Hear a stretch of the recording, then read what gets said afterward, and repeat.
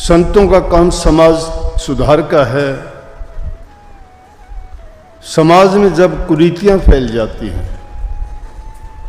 जब आडंबर बढ़ जाते हैं, जब पाखंडवाद बढ़ जाता है, लोगों के दिलों में भ्रम बन जाते हैं,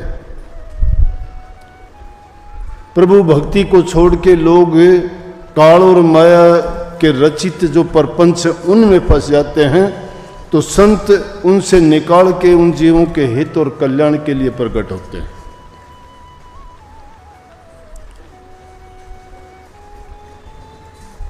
जैसे अब देखते हैं हम,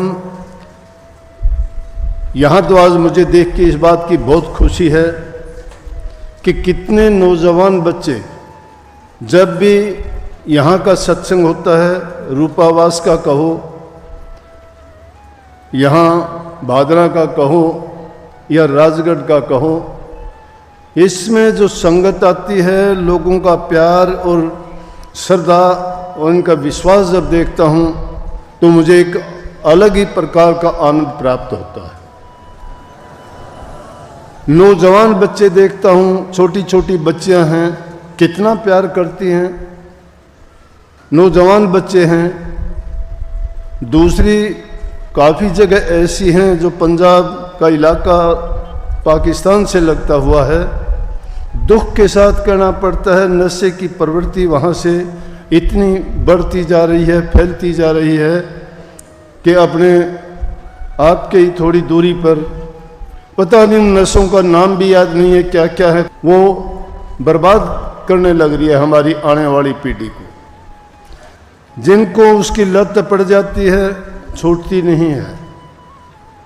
घर बर्बाद, परिवार बर्बाद, धन बर्बाद, जिंदगी बर्बाद, मानसिक शांति इंसान की खत्म।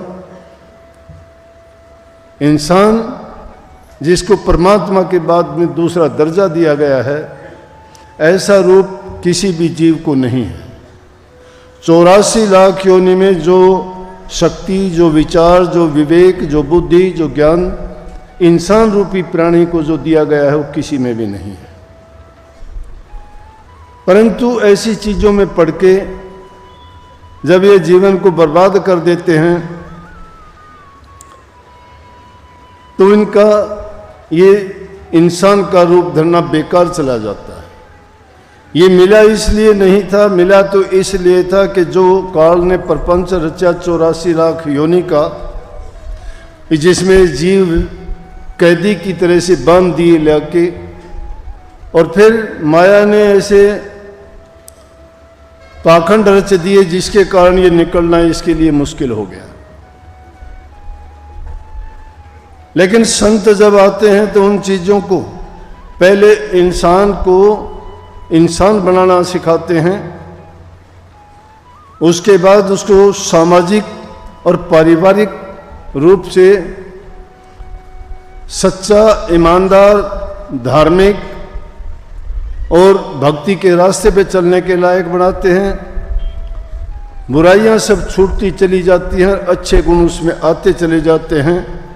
तो जिन चीज़ों का गुणगान करते हो कि खोटे कर्म करने वालों को नरक में जाना पड़ता है, नेक काम और भक्ति करने वाले कहो या दान पुण्य करने वाले कहो या परहित, पर उपकार, दूसरे जीवों पर जो दया करते हैं उनका कहो, कि वो स्वर्ग और बैकुंठ को प्राप्त करते हैं।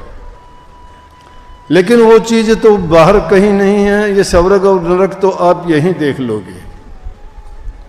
जो इंसान पाप कर्मों में फंस जाता है, बुरे काम करता है, उसके लिए नरक है।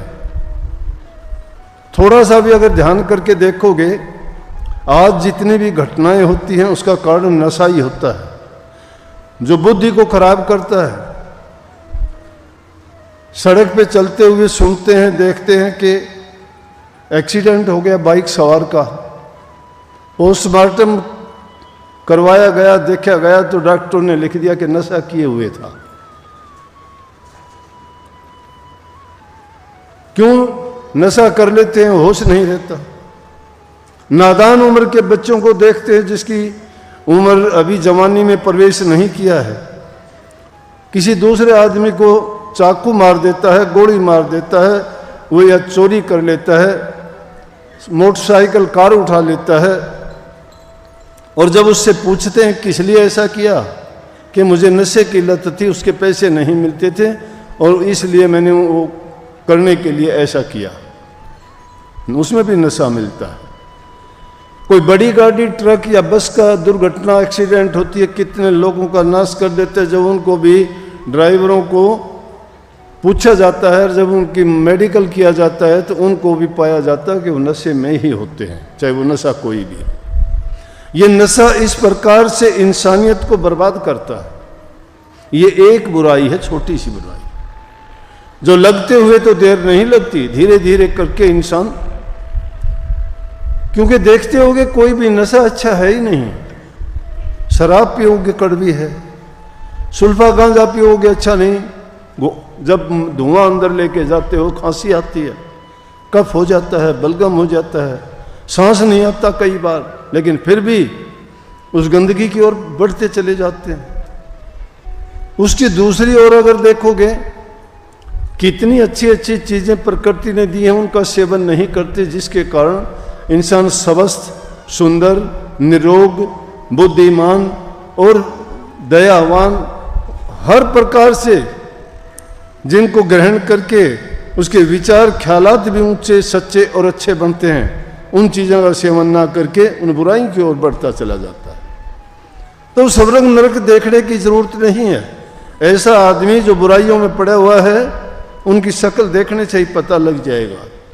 गंदी नालियों में पड़े रहते हैं, कपड़े उनके मैले होते हैं, नहाना धोना उनका नहीं होता है, खाना पीना उनका नहीं होता है, गंदी जगह बैठना, गंदी जगह उठना, गंदी चीज़ों का सेवन करना, गंदी जबान बोलना, गंदे विचार रखना, चोर वो, झूठे वो, कपटी वो, अरे सभी तो दुर्गुण इस बीमारी के कारण आते हैं।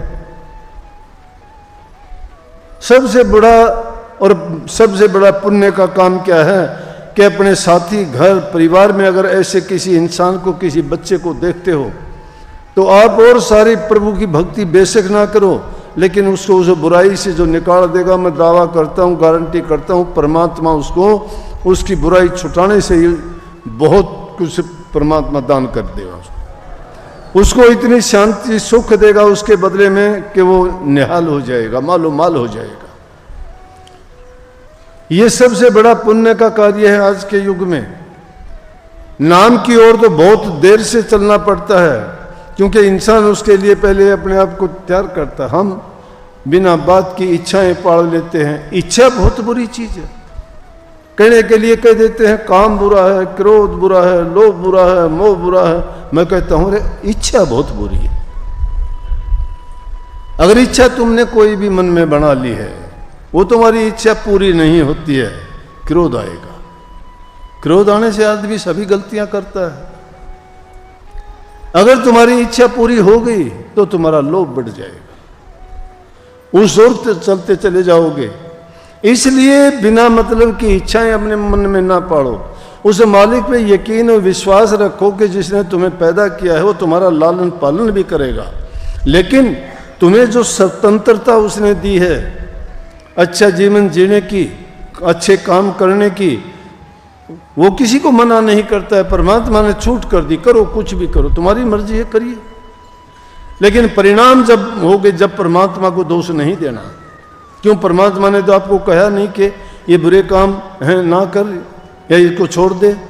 वो ये भी नहीं कहते नेक काम है तू कर, वो नहीं कहता। वो तो देखता है, तुम्हारा देखता है, लेकिन लिखता भी रहता है। उसके हाथ में जो कलम है, किताब है, वो दूसरे को दिखाई नहीं देती।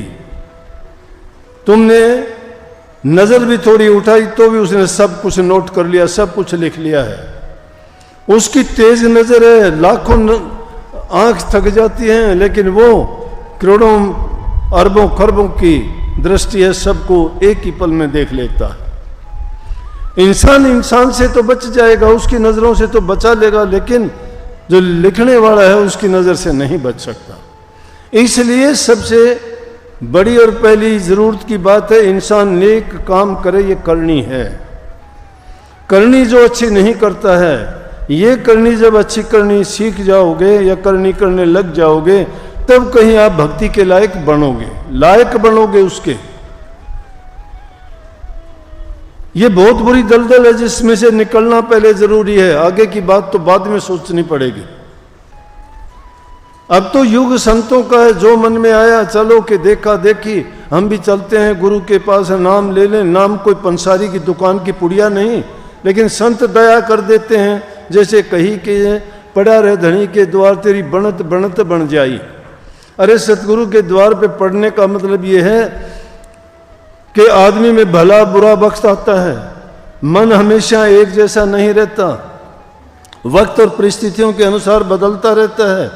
कभी ये खुश होता है तो कभी नाराज होता है, कभी कष्ट होता है तो कभी इसको आनंद मिलता है, कभी कुछ करने की सोचता है तो कभी कुछ करने की सोचता है। लेकिन एक गुरु का द्वार ऐसा है कि जिसमें अगर तुम्हारे साथ भली बुरी जैसी भी बीतती है, लेकिन अपने श्रद्धा को ना डगमगाने दें, अपने यकीन को ना खो, अपने विश्वास और धैर्य बना के जब टिके रहोगे, महाराज जी फरमाया करते कि टिके रहो टिके रहो, टिके के लाखों मोल, डिगे की कोडी नहीं। टिके रहो मत हो डामाडोल, डामाडोल की कोडी नहीं होती, टिके के लाखों मोल बन जाते हैं। शिष्य का भाव तो गुरु के प्रति ऐसा होना चाहिए जैसे कबीर साहब ने कहा, कुत्ते की तरह से। शिष्य कुकर गुरु का मोतियावा का नाम, प्रेम डोर से बंद राजित कितने चित जाऊं।